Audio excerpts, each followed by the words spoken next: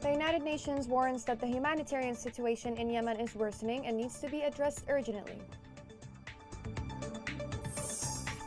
Despite Houthi repeated violations, the UN brokered truce offers chance to steer Yemen in new steady direction. On the eve of Eid al-Fitr, the untold suffering of Yemenis due to war casts a shadow on celebrating the occasion nationwide. Welcome to Yemen Today TV. This is the English News with me, Shaza Abdelbay. Rashad Al-Alimi, head of the Presidential Leadership Council, praised the historic two-side relations with the UAE and the UAE's continuous support for Yemen and its people. The head of the PLC repeated during his meeting in the UAE with the Crown Prince of Abu Dhabi, Mohammed bin Zayed, that Yemen is committed to the common interests and the protection of Arab national security. Al-Alimi stressed that the process of rebuilding state institutions in Yemen and achieving economic stability requires the cooperation and support of all brotherly and friendly countries. For his part, the Crown Prince of Abu Dhabi affirmed that UAE's support for the PLC to carry out its responsibilities towards the stability of Yemen, and he affirmed that the UAE will spare no effort in providing all possible support to brotherly Yemen at all levels.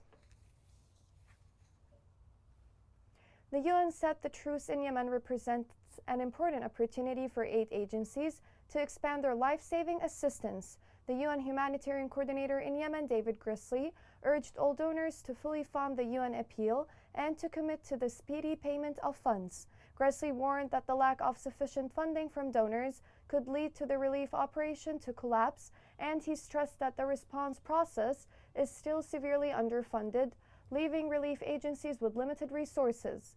The UN hopes to obtain about $5 billion to fund its humanitarian response plan, which targets more than 17 million people who are in need for life-saving services.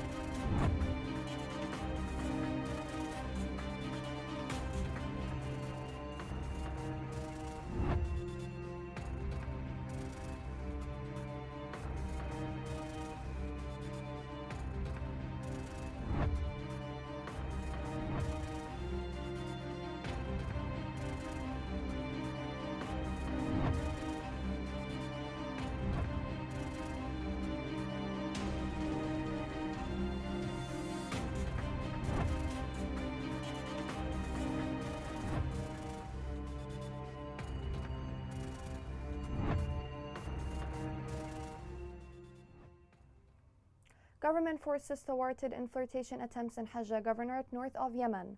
Military sources indicated that the government forces thwarted infiltration attempts carried out by the Houthi militia towards military sites on the fronts of Harad and Bani Hassan west of the governorate.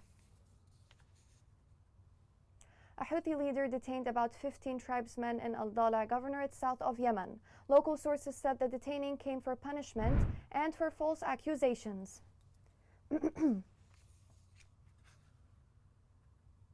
The Yemeni government accused the Houthi rebels of violating the truce by refusing to pay the salaries of employees. Minister of Information Muammar al-Iryani said the Houthi militia did not commit to directing the revenues of oil derivatives to pay salaries in the areas under its control. He pointed out that the fees collected by the Houthis amounted to 90 billion riyals, adding that these sums are sufficient to pay the salaries of all employees. Military sources said the Houthi militia has intensified the construction of fortifications and reinforcements on Ma'rib front. The sources reported that the Houthi masses are backed by heavy equipment, noting that most of the reinforcements reached the northern and southern fronts. Local sources in the capital Sana'a reported that the Houthi mobilization campaigns increased and pushed dozens of new recruiters to training centers. Nearly a month has passed since the announcement of the UN-brokered truce. Despite repeated daily Houthi violations, the truce observers still consider it as a big step to end the conflict in Yemen and for a ceasefire. This report has more details. While the Presidential Council wants peace, the option of war is also on the table if Houthis continue their attacks. This statement was raised by one of the Presidential Leadership Council members, as by designating the new Presidential Council, a new era had begun in Yemen, as well as significant challenges which put obstacles in front of the rebuilding service, which the Council is aiming to apply. Yemen's new Presidential Council is aiming to rebuild vital public services and provide security across Aden and other liberated areas in the country.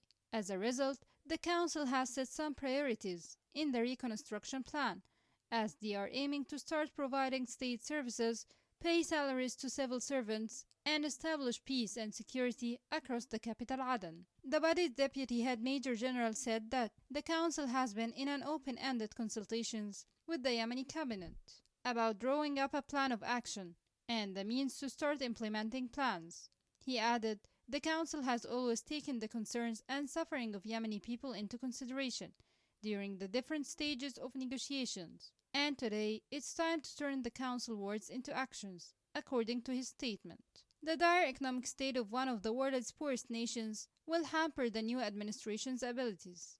However, he said through austerity, fighting administrative corruption, and rationing state spending on the most vital areas would allow them to make progress. One of the major points of discussion for the new council was forming the leadership body to audit and oversee spending in a bid to crack down on corruption in the liberated areas of Yemen. Little progress has been made in moving towards lasting peace since the last round of talks in Sweden in 2019. However, hopes have been renewed with a ceasefire, halting bloody offensives, and Saudi-led coalition's agreement to allow flights into and out of the rebel-held Sana'a for the first time since 2015.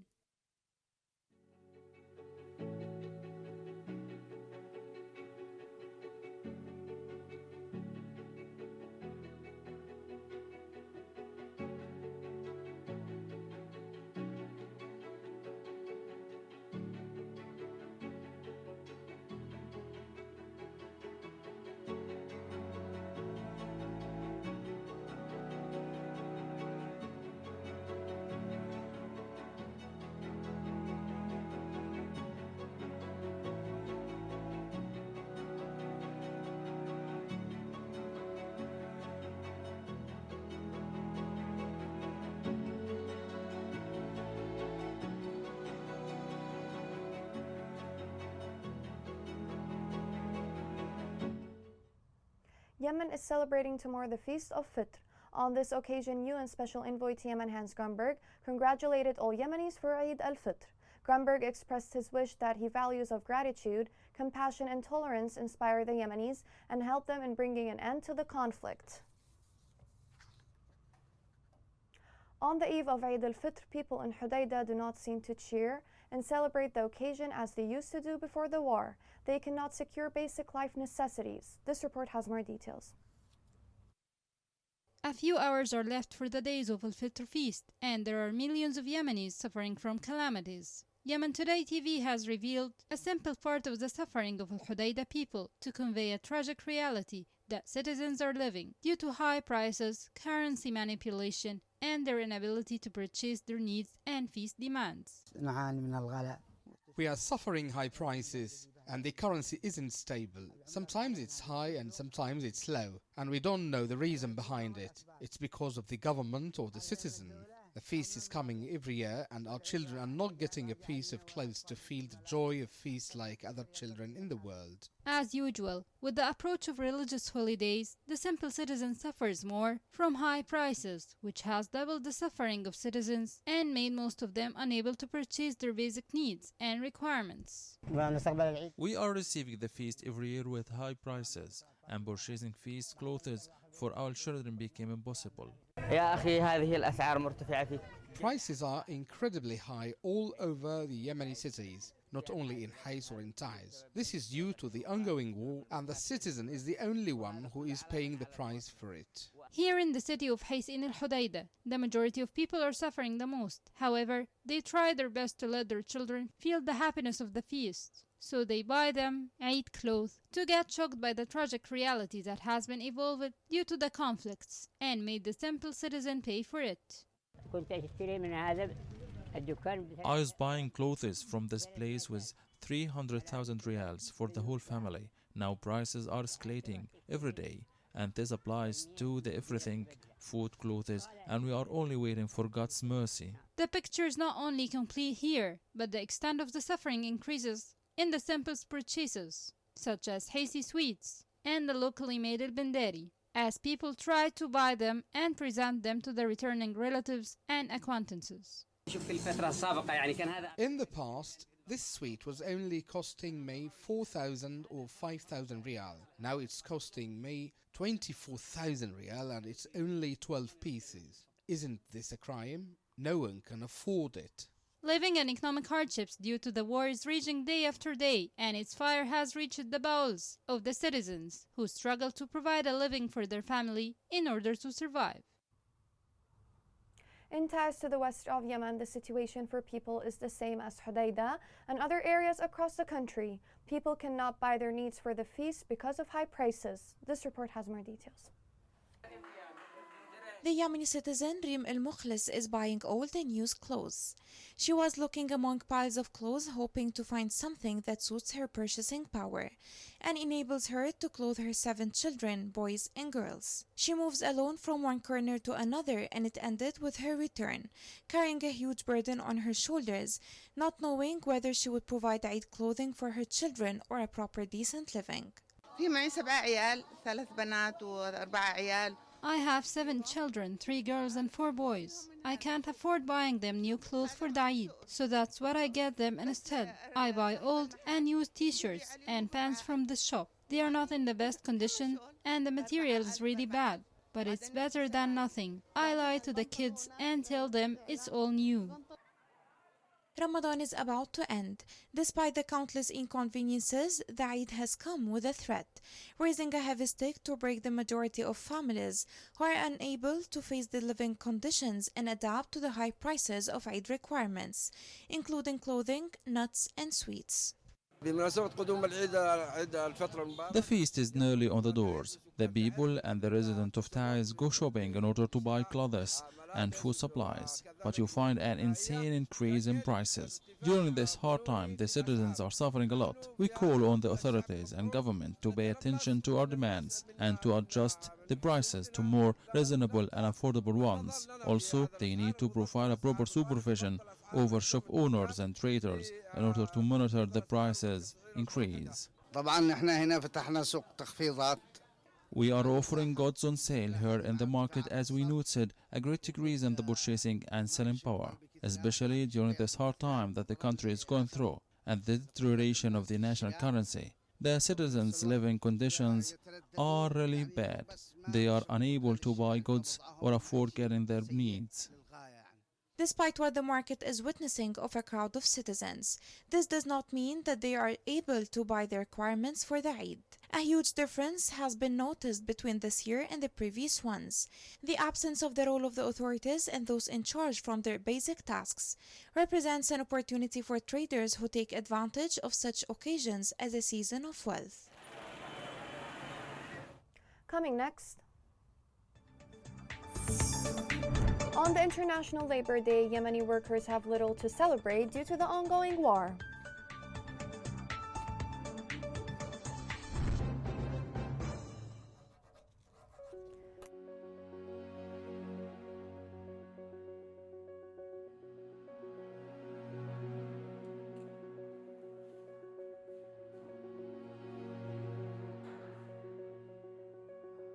تعبت على أمي وسافرتها إلى منطقة مدينة وسووا لها عمليات الممرضات، وكنت أحلم إنني أكون يعني ممرضة زي ما هم أخدم أصحاب القرية. حسيت إنني فرصتي إنني أكمل علمي بعد ما شفت يعني البنات يعني شجعوني في البرنامج حصلوا سلة وكذا، فخلص يعني في طموحي، فحسيت نفسي إنني أتشجعت إنني أكمل علمي، إنني أسافر، إنني أعمل يعني، فأجاني مثل الطموح.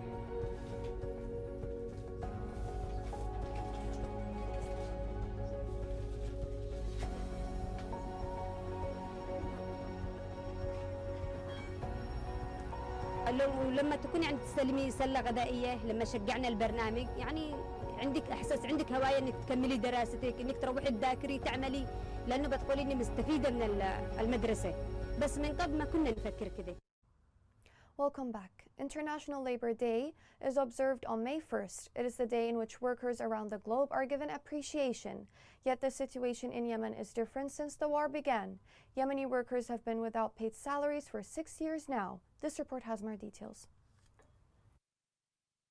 For the 8th year in a row, the world celebrates International Labor Day in an atmosphere of prosperity, while employees in Yemen are deprived of their most basic rights. This made millions of Yemeni families pay the price of war, which negatively affected the lives of workers and their families by stopping the payment of salaries for several years for workers in government institutions. Millions of workers as well were laid off from the private sector, and the companies that were forced to close their doors due to the ongoing war in the country. Several protests and endless demands were voiced to pay the salaries of the employees and to demand the neutralization of this file, which has become a card in the hands of the Houthi rebels and the government. Workers in Yemen haven't had a holiday for 8 years in light of an unprecedented high prices and a collapse of the national currency and a weak purchasing power. In addition, the interruption of salaries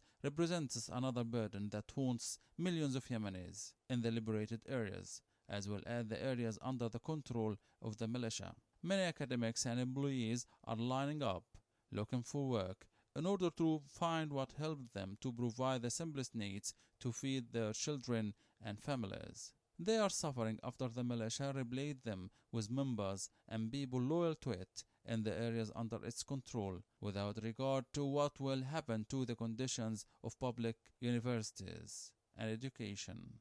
Everyone is hoping to stop the war and return back to the year 2011, before the catastrophe that plunged Yemen and Yemenis into a dark tunnel.